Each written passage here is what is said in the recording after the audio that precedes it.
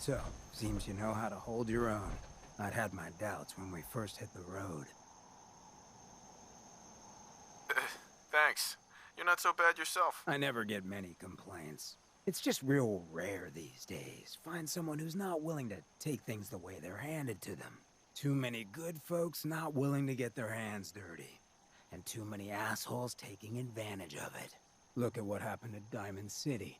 Before McDonough took over, it was a half-decent place to live. A little stricter than I usually go for, but not terrible. I thought he and I had a pretty happy childhood. But then he decides he's gonna try and get elected with his anti-ghoul crusade. Mankind for McDonough. Before you know it, you got families with kids lining up to drag folks they call neighbor out of their homes and throw them to the ruins.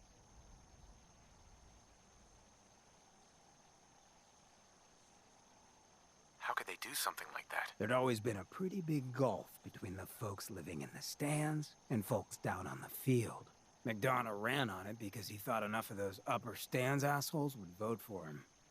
Guess he was right. I remember storming into his office above the stands after the inauguration speech. He was just standing there, staring out the window, watching as the city turned on the ghouls. He didn't even look at me. Just said, "I did it, John. It's finally mine." Should have killed him right there, but I don't think it would have changed anything. Instead, I pleaded with him, begged him to call it off. He said he couldn't. He had nothing against the ghouls. He was just carrying out the will of the people. And he couldn't betray the voters. And then he smiled. That hideous fucking mile-long smile. He never smiled like that when we were kids. I didn't even recognize him.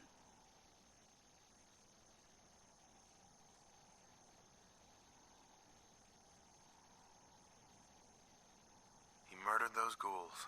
Him and that whole damn city. I still wasn't a ghoul at this point, so I didn't have to leave, but I couldn't bring myself to stay in that cesspool after that. I'd been sneaking off the Good Neighbor for years to get decent chems, so I knew the safe routes. I managed to track down a couple of the families, lead them there, but most couldn't get used to the Good Neighbor lifestyle. I brought them food for a couple of weeks, but after a while, they just disappeared.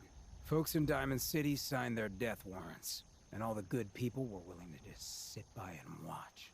I felt like I was the only one who saw how screwed up things truly were, who couldn't just pretend things were fine. Still feel that way. Or I did. Until I met you. I know I run my mouth, but having someone who sees the world for what it is, and is willing to do something about it, it's meant a lot to me. I feel damn lucky to have you as a friend.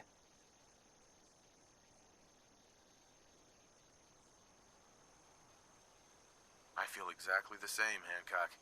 It's been a hell of a ride thus far. Then here's to a long road, with plenty of ammo.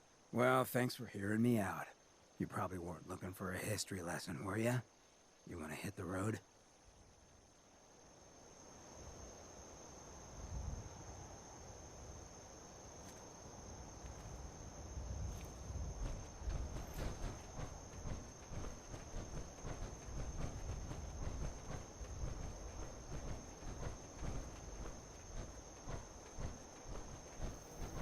That was Bing Crosby, folks.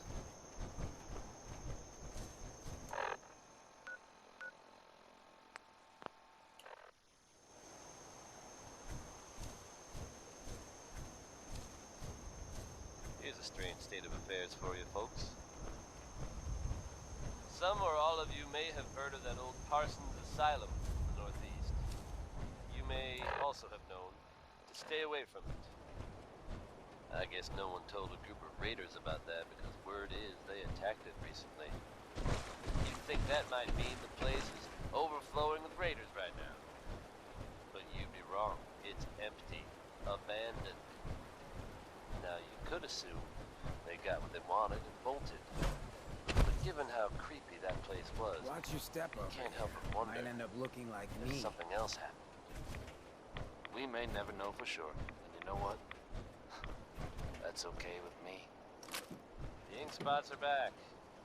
This time with it's all over but the crime.